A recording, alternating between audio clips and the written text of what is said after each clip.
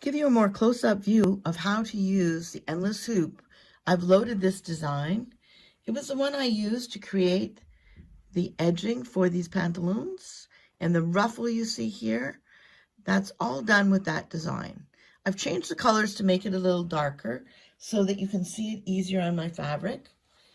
And what I really want to draw your attention to is that first stitch. You can see right here, that is the marker stitch that you will find in the very beginning and also the very end of the design. I go down to the end, you'll see that the last stitch is going to that point. So I'm going to move into embroidery, stitch out, and by touch and go. And this design can be found on many of our machines. I know it was on the Diamond and the Designer SE, and many of our other machines have this, but if yours doesn't have this particular design, there's other designs that would work with the endless hoop. I wait till I'm in the embroidery stitch out screen before I put my hoop on. There is a little area. This is the 100 by 180E hoop. You'll see that there's a little area where there's a notch cut out, and that is so for the foot to pass. You see how nicely the foot passes through there? So I'm going to click it into place and make sure I hear that snap. And now I'm going to get my fabric set into place. So I'm going to open up that lever. I've chosen a brighter color to make it a little easier for you to see instead of using white. I'm using Aqua Magic Stabilizer because I need it to be strong when I cut away the edge for that finished edge. I want to be able to have a stabilizer underneath that won't tear away. So the Aqua Magic is very strong and won't tear away. It acts like a cutaway, but when I'm finished, then it will wash completely away. I'm lining up the edges of my fabric and then snapping it down into place very easily.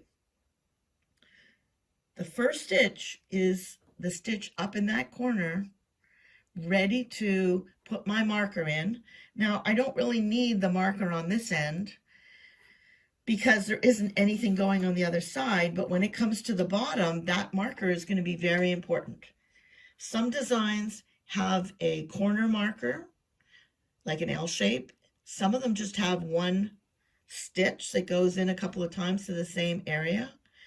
And if you would like to put a stronger marker in, you can bring your design into the Premier Plus extra screen and use the Endless Wizard to add the marker type that you prefer.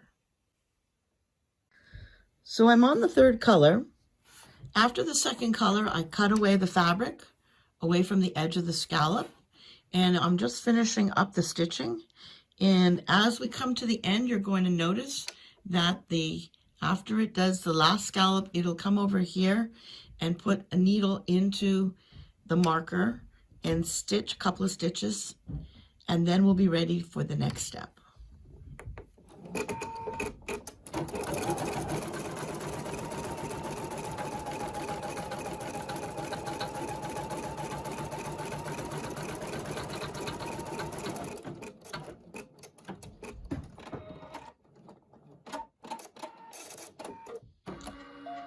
There we go. So after the first design finishes, the needle moves back up to where the first stitch is of the design. And I'm going to zoom in so you can see this really close. What I'm going to do is open up the lever, and so the fabric is not connected in the hoop anymore. And I'm going to move it up so that I will be able to put the needle in where that stitch is. And usually what I do is I just put my needle right into place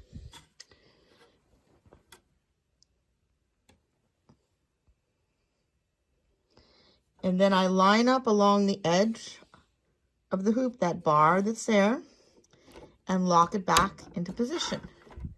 I snug up my fabric a little bit in my stabilizer, make sure it's sitting in there very nice, and then I will lift my needle up, which is very important if you have an older machine.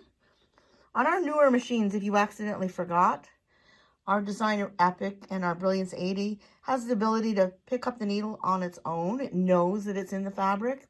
But our earlier machines, you really need to make sure you lift the needle up before you start the machine, because it could drag into the your fabric. So now all I have to do is press start. If you wanted to do a double check, you can put the needle back in again. Looks good to me. And now when I press the start button, it's going to continue on the design. And you can see how little effort it takes to be able to create an endless design like this.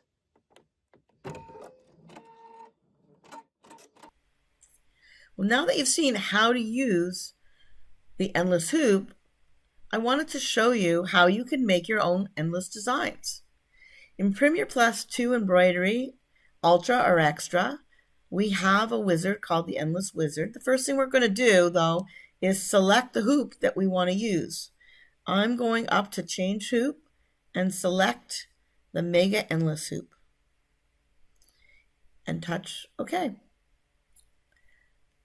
I'm going to go up and choose my design by going up to Insert on the top left-hand corner.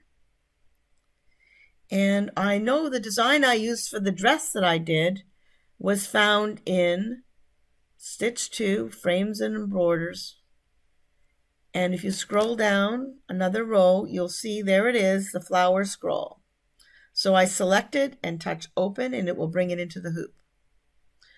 It'll be a little easier for you to see what I'm doing by changing the color. So I'm going to change the light green to a darker green.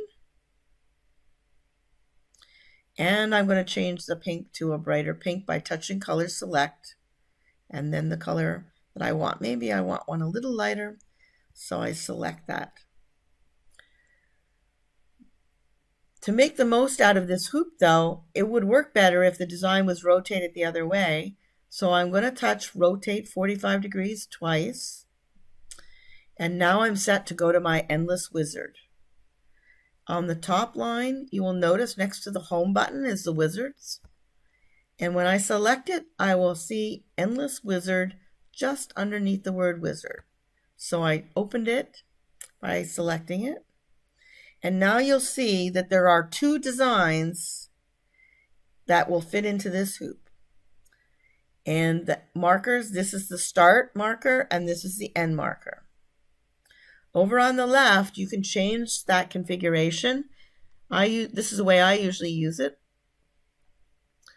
On the end marker, I love the corner one. It gives a little bit more stability to the stitch, and so that's what I usually choose, but you can choose whatever you want.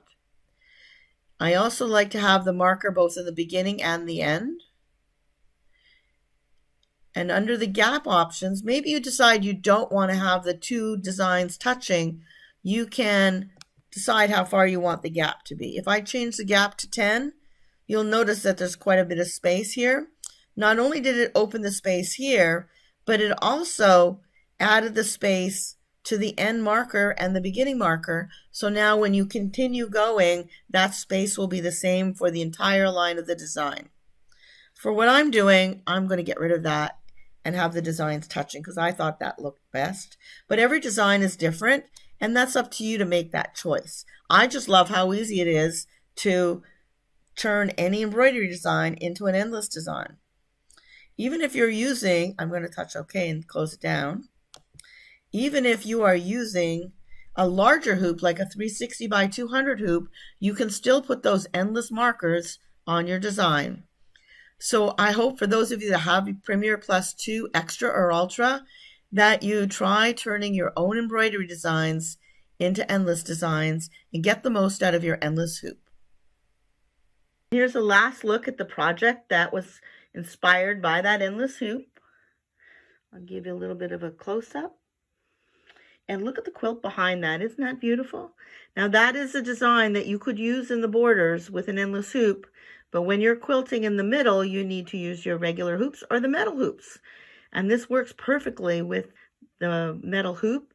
It is a design collection called Whole Cloth Quilt, and you can find it in my Sonnet library, or you can buy it by itself. And you can always message me on Karen Loves to Quilt and Sew, and I'll answer any questions you have.